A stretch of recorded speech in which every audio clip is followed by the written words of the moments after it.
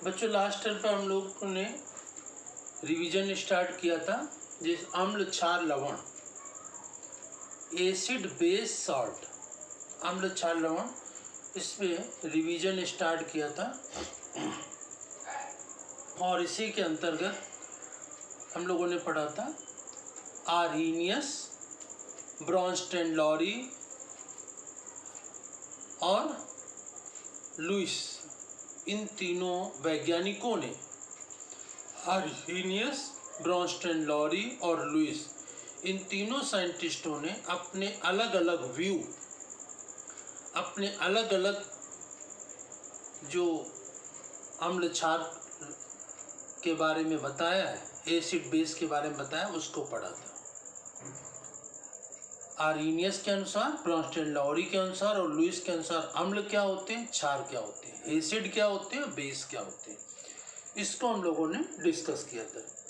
इसके पश्चात यही पढ़ा था कि अम्लों की रिएक्शन किसी धातु या मेटल से करा दी जाती है तो क्या बनता है, किसी भी अम्ल की रिएक्शन किसी भी धातु या मेटल से कराने पर हाइड्रोजन गैस मुक्त होती है। इसमें हम लोगों ने पढ़ा था कि जिंक, Zn, इसकी रिएक्शन H2SO4 एसिड से कराने पर जिंक सल्फेट बन जाता है और हाइड्रोजन गैस मुक्त होती है। ये हम लोगों ने पढ़ा था और अम्लों की प्रॉपर्टी पढ़ी थी। इसी के पश्चात आज हम लोग उसी के आगे पढ़ते हैं क्षार के बारे में, है ना। अम्ल और क्षार, एसिड और बेस, इन दोनों की डिफिनीशन तीनों साइंटिस्टों के अनुसार क्या क्या थी उसको हम लोगों ने डिस्कस किया था। और इसी के पश्चात लेबोरेटरी में, प्रयोगशाला में हाइड्रोजन गैस कैसे बनती है और इस हाइड्रोजन गैस को बनाने के लिए जिंक और H2SO4 धातु में जिंक ले लेते हैं और अम्लों में H2SO4। इसके अलावा कोई भी धातु ले लेते हैं, कोई भी एसिड ले लेते हैं, जैसे HCl है, H2SO4 है, HNO3 है, कोई भी एसिड ले लो, कोई भी metal, iron, gold, silver, copper, कोई भी मेटल, किसी भी मेटल की रिएक्शन किसी भी एसिड के साथ कराने पर हाइड्रोजन गैस मुक्त होती है। ठीक है ना, ये हम लोगों ने डिस्कस किया था। अब इसके पश्चात जो बेस होते हैं, जो क्षार होते हैं, है ना, क्षार जैसे कि कौन कौन से, जैसे कि NaOH, ये क्या है, क्षार, जैसे कि KOH, क्षार है, जैसे कि कैल्शियम हाइड्रोक्साइड, ये भी क्या है, क्षार है या बेस है। ठीक है ना, तो वो आर्हीनियस के अनुसार जो OH आयन देते हैं वही बेस या क्षार होते हैं।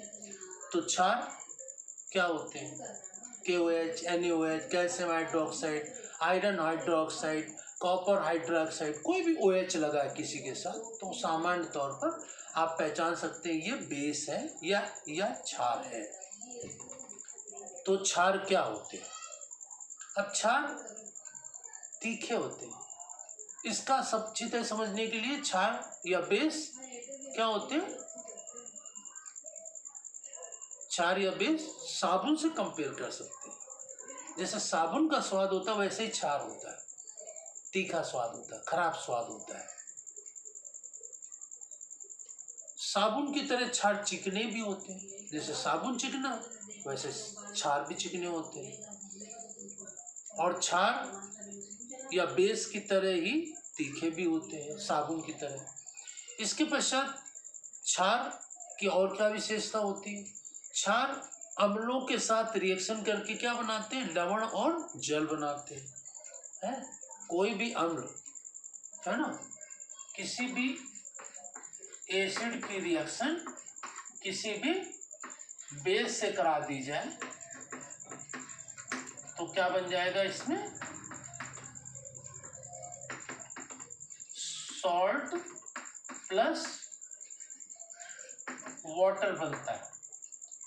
किसी भी अम्ल की क्रिया किसी भी क्षार से करा दी जाए तो लवण और जल बनता है। ये मुख्य बात ध्यान रखिए। अब जैसे कि कोई भी एसिड ले लेते, जैसे कि HCl एसिड ले लिया, HCl एसिड की रिएक्शन किससे करा दी?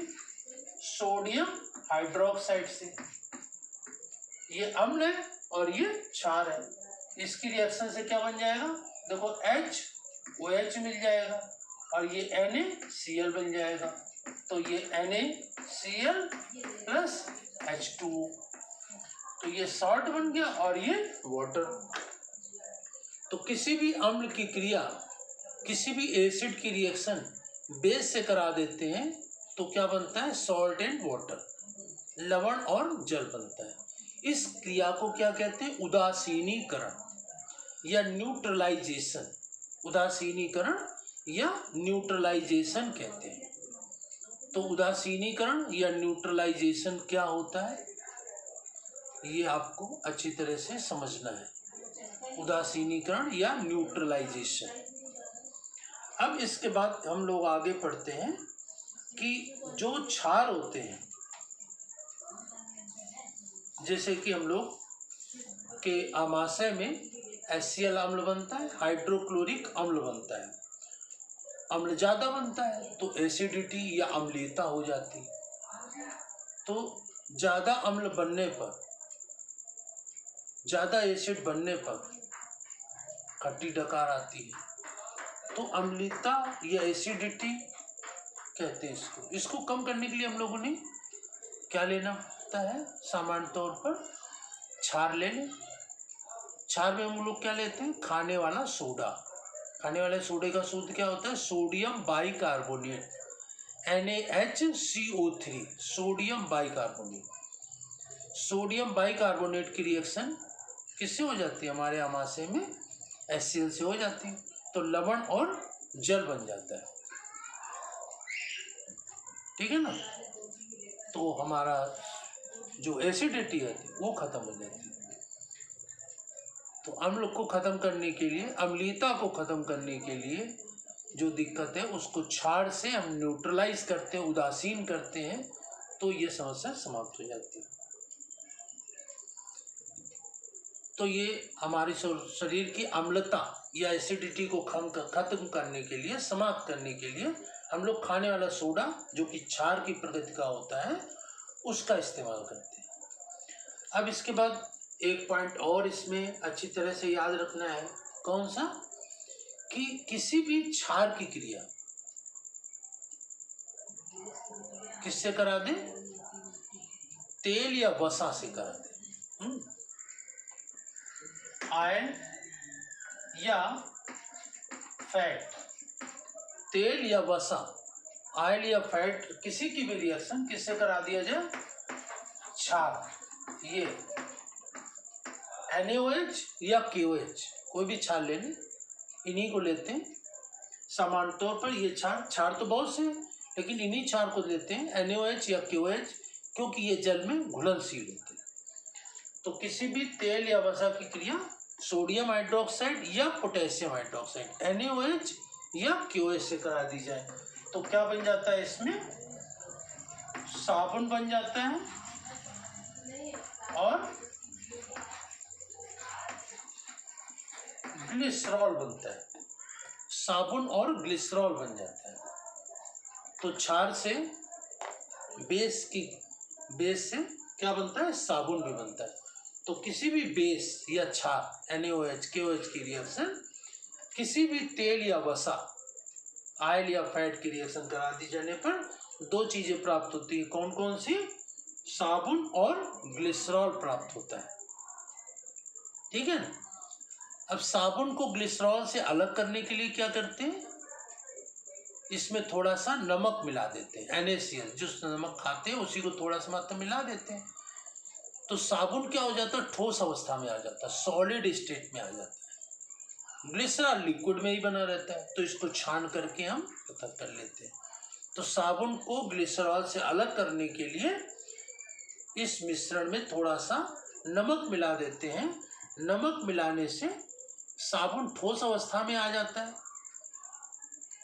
और ग्लिसरॉल लिक्विड में रहता है, तो इसे छान कर पृथक कर लेते हैं और हमको साबुन प्राप्त हो जाता है। तो इस प्रकार से साबुन कैसे बनता है ध्यान रखिए। ऑयल या फैट की रिएक्शन क्षारों से एक ऊष्माक्षेपी अभिक्रिया है।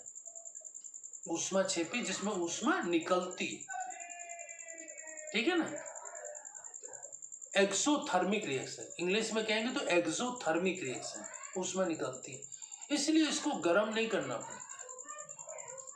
तेल को है तो लिक्विड में ही रहता है, और वसा है तो थोड़ा गर्म करके उसको लिक्विड में बदल लेते हैं, ज़्यादा खौलाते नहीं।